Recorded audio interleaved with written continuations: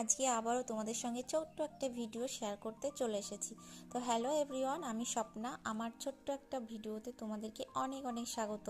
তো গিয়েছিলাম মাম্মামের স্কুলে, মাম্মামকে রাখতে রেখে চলে এসেছি। এসে মাম্মামের তো নতুন ক্লাসে উঠলো, তো আগের ক্লাসের বইগুলো সব ছাড়ানো ছিল, সেটাই আমি একটু গুছিয়ে রাখছি। আর এদিকে মাম্মামের পড়ার টেবিলটা আমি একটু পরিষ্কার করে রাখলাম। ওই টেবিলে তো পড়ে না, ওইখানটায় বই খাতাটাই রাখা হয় ওর। যে পরিমাণে ঠান্ডা পড়ছে, সকালবেলায় সেরকম একটা বেশি কাজ করা হয় না। আর এই বছরটা না মনে হচ্ছে বেশিই ঠান্ডা পড়েছে, নাকি আমার বেশি ঠান্ডা লাগছে জানি না, খুবই ঠান্ডা লাগছে। আজ বৃহস্পতিবার, আর আজ আমার এখনো পুজো করা হয়নি, আর ঘর মোছা হয়নি, কিচ্ছু কাজ হয়নি। সকালবেলায় উঠে শুধু কোনো রকম একটু ঝাড়ু দিয়ে বিছানা হালকা একটু গুছিয়ে চলে যায় রান্না করতে। রান্না করে মাম্মামকে স্কুলে রেখে এসে তারপরে একটু ঠিকঠাক করে নিচ্ছি সব, ঘরটা ঝাড়ু দিয়ে একটু ঘরটা মুছে নিচ্ছি। আজকে মানে শীতটা না পড়তে তো সকাল সকাল আমার সব কাজ হয়ে যেত, বাসি কাজ পুজো দিয়ে তারপরে যেতাম রান্নাঘরে।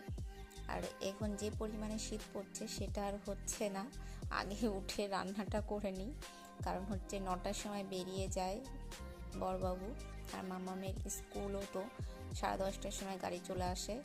তো সেই জন্য আগে রান্নাটা করে নিই, তারপরে স্কুলে রেখে এসে মাম্মামকে তারপরে যা টুকটাক কাজ থাকে সেটাই করে নিই।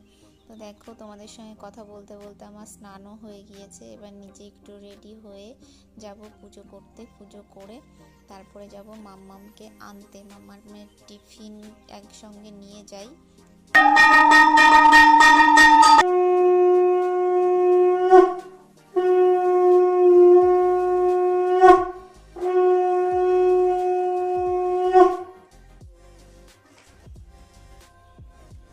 আজকে মামামের টিফিনে নেব হচ্ছে শোল মাছ আর ভাত এখান থেকে চটকে মেখে নিয়ে যাই, না হলে ওখানে গিয়ে আর টাইম পাই না। 15 মিনিটের মধ্যে খাইয়ে দিতে হয়।